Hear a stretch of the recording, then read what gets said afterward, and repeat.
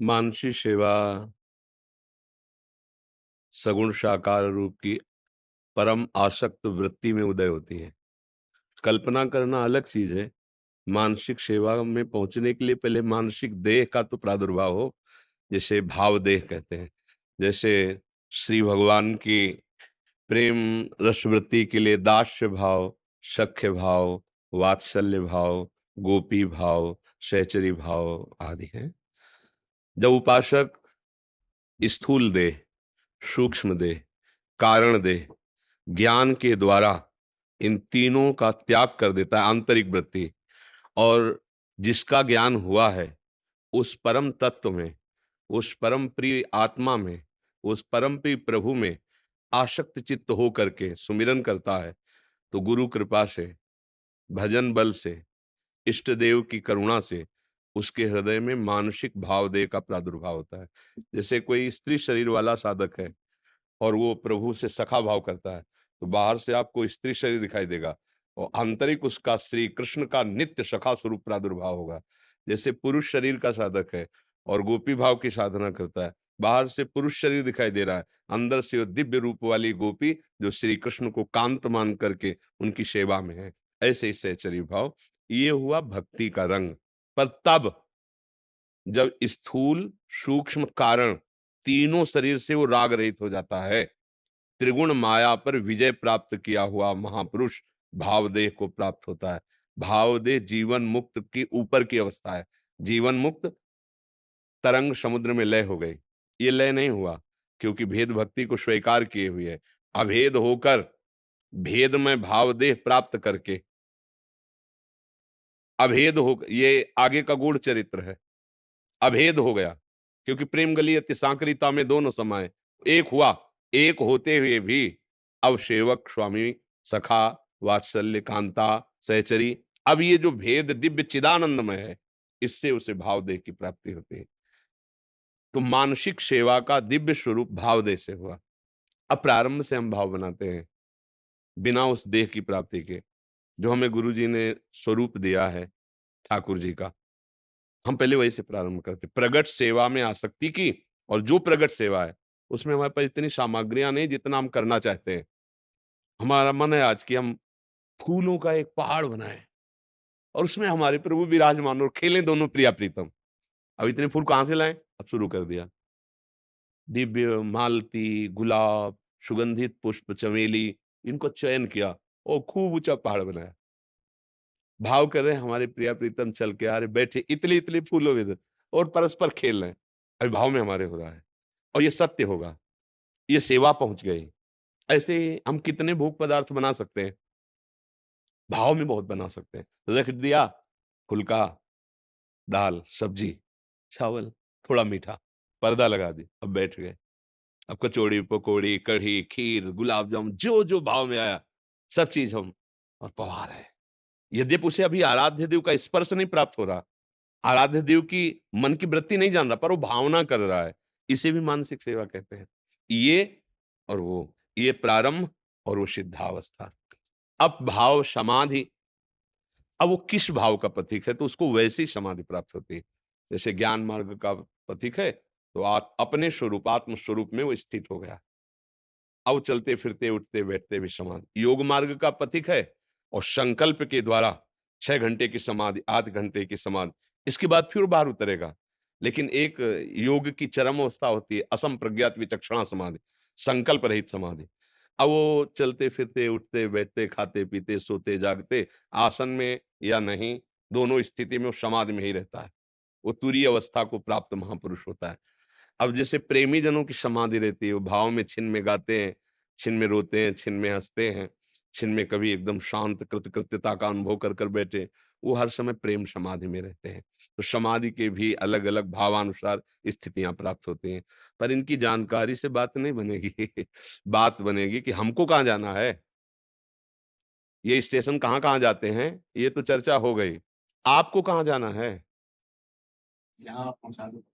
फिर प्रश्न ही नहीं बनता है। नहीं, अगर ऐसे भाव से रहोगे तो नाव में बैठ गए, खेवैया चला रहा, फिर अपने को प्रश्न करने की जरूरत क्या है। आगे से आगे दृश्य आते जाएंगे, नाव जैसे जैसे आगे बढ़ती जाएगी वैसे वैसे हमको दिखाई देने लगेगा हम किस दशा में आ रहे हैं। जब नाभाजी अपने गुरुदेव के आसक्त चित्त हो गए, तो गुरुदेव भगवान की सेवा और उनके जूठन के प्रभाव से पूर्ण आसक्त, जैसे माँ में आसक्त ऐसे गुरुदेव में आसक्त।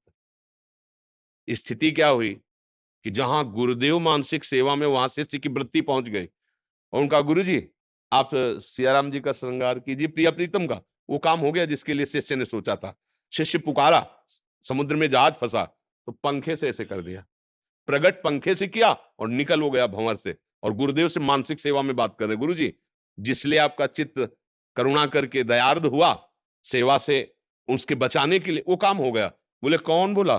बोले जिसको आपने जूठन देकर के पोषा है, आपकी जूठन के बल से। ये बात गुरु आसक्त चित्त। तो हम प्रत्येक श्वास रूपी अपनी संपत्ति अपने प्रियालाल के सुमिरन में, उनके चिंतन में, और तनुजा शरीर से जैसी चेष्टा बन रही वैसी उनकी सेवा, प्रगट सेवा से मानसिक सेवा में प्रवेश स्वाभाविक हो जाता है। इसलिए हो जाता है कि इतनी आसक्ति बढ़ जाती है कि हमारे पास उतनी सामग्री होती ही नहीं जितनी हमारी आसक्ति होती है। अब वो आसक्ति से विशाल रत्नों से जटित स्वर्ण का छत्र है, प्रियालाल के ऊपर लगाया, स्वर्ण का सिंहासन है, फूलों की गादी है, उसके ऊपर नरम कोमल कपड़ा बिछाया। हमारे युगल सरकार चल के आ रहे हैं, पुष्पों के पावड़े डाल रहे हैं, सुंदर सुगंधित द्रव्य छिड़का गया है, ऊपर से पराग है, उसमें कोमल कोमल चरण रखते हुए प्रियालाल आ रहे हैं, सिंहासन पर विराजमान हुए। कुछ सखियां चंवर कर रही, कुछ पंखा कर रही, कुछ मृदुहास परिहास कर रही, कोई पान की बीड़ी पर। अब ये सब भावना में चल रहा है। अत्यंत आसक्ति प्रगट सेवा में होने से भाव सेवा में प्रवेश हो जाता है। जैसे एक कि ऐसो कहना है कि श्री राधे के पद कमल अमल सकल सुखधाम और तिनके पर्शन रात दिन लाला यत घनश्याम। तो उन श्री चरणन में ऐसो कहा देखो प्रभाव है कि जो कि सबके ठाकुर जी सबके सूक्ष्म विषय ये है कि हमारे भगवान का एक नाम है प्रेमाधीन। वो तो लाडली गुच्छ चरण है, वो तो सेन नाई के लिए राजा के भी चरण दाबने के लिए चले गए। विचार करके देखना क्यों? क्योंकि सेन नाई भक्तों से प्यार करते हैं, संतों की सेवा में थे। भगवत प्रेमी भक्त प्रेमी होता है, भक्त प्रेमी ही भगवत प्रेमी होता है, और भगवान प्रेमाधीन होते हैं। प्रेमाधीन भगवान कह रहे पग चापूं, श्री जी के लिए नहीं कह रहे, भक्तों के लिए कह रहे। पग चापूं सेज बिछाऊं नौकर बनूं हजाम, हाकू बैल बनो गडवारो बिना तनख्वाह रथवान, यही तो मेरे में मन में ठणी और भगत मेरे मुकुटमणि। फिर श्री जी तो प्रेम समुद्र का सार है, प्रीतिरु मूर्तिमती रस सिंधो सार संपदियु विमला, वैदग्धि नाम हृदयम काचन वृंदावनाधिकारिणी जयति। किंचन मात्र प्रेम का एक बूंद का एक सीकर, बूंद ऐसे, और वो जो बूंद गिरने पर कई विभाग में हुआ उसे सीकर कहते हैं। प्रेम का सीकर प्रकट हो जाए तो भगवान उसके अधीन हो जाते हैं। और प्रेम समुद्र का सार रूप सांद्रानंद घन प्रेम मूर्ति किशोरी, जिनके चरणों से सत्प्रेम सिंधु मकरंद रसौग धारा सारा नजस मभिता स्रवदाश्रितेषु, अपने दासों के हृदय में जहां गोरे चरणारविंद का आश्रय है प्रेम की धारा बहती रहती है। उन चरणों में प्रभु का नमन करना, उन चरणों में प्रभु का दुलार करना कोई आश्चर्य की बात है? वो तो किंचन मात्र प्रेम का सीकर आ जाए तो उसके चरण चापने की बात कहते हैं। अपनो परण विसार भगत को पूरो परण निभाऊ, जाचक जाचे कहूं तो बेचे से बिक जाऊं। भगवान कह रहे अखिल लोक ब्रह्मांडों का स्वामी कश्यप के लिए देवताओं की रक्षा बलि के आप भिक्षुक बन के जा रहे हैं वामन रूप से। इनको मांगने की जरूरत है? प्रभु आज्ञा अपेल श्रुति गाई, आज्ञा कर देते, बलि वही करता जो आज्ञा करते। लेकिन नहीं, वो भक्त है। और एक भक्त कह रहा है कि मुझे ये राज्य चाहिए स्वर्ग का, त्रिभुवन का मैं पति बनना चाहता हूं। और उनके माता पिता आराधना करते हैं कश्यप आदित्य जी, उनके लिए भगवान वामन अवतार धारण करके भिक्षुक बन जाते हैं। ये तो महाप्रेम श्री कृष्ण के हृदय का मूर्तिमान जब हुआ तो लाडली जो महाराज हुई।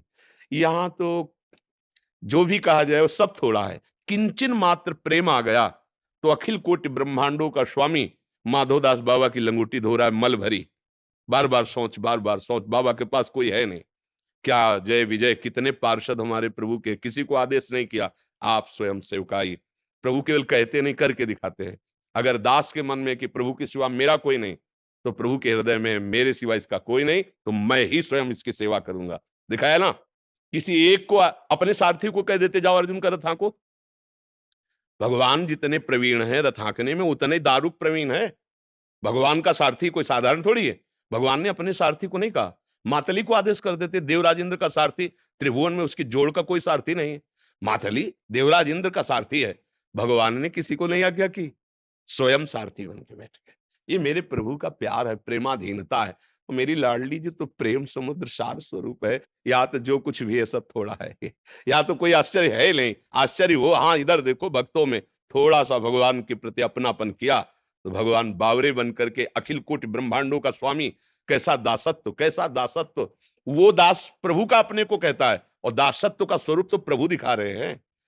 सबरी जी को होश नहीं है, भगवान विनय कर रहे हैं सबरी जी की। ये जो नवधा भक्ति है, सबरी जी की विनय कर रहे हैं। नवमा एको जिनके हुई, आपके तो सब विराजमान है। सबरी जी सामने ही भगवान के पधार रही हैं, तो उपदेश थोड़ी कर रहे हैं, क्योंकि सामने ही परम धाम जा रही हैं। उनका स्तुति करें कि नव भक्ति आप में विराजमान है। विदुरानी जी को होश है क्या? भगवान छिलका पा रहे, वो पवा रही है, और भगवान प्रेम स्वाद ले रहे विदुरानी जी के हृदय का। होश है, कटहल जैसे रोम हो रहे हैं, आंखों से अश्रुधारा चल रही है सुतीक्ष्ण जी, और ऐसी भाव समाधि लगी कि भगवान छू रहे हैं फिर भी होश नहीं। भगवान प्रेम स्वादी है, प्रेमाधीन है, अपने भक्त का प्रेम। फिर महारानी जी तो मूर्तिमान प्रेम है। वो अगर वो चरण चापे या चरणों में न, तो ये तो बहुत कोई आश्चर्य की बात नहीं है। ये कार्य तो भगवान अपने भक्तों के लिए कर देते हैं, जिनमें प्रेम का सीकर जागृत होता है। समझ रहे ना आप?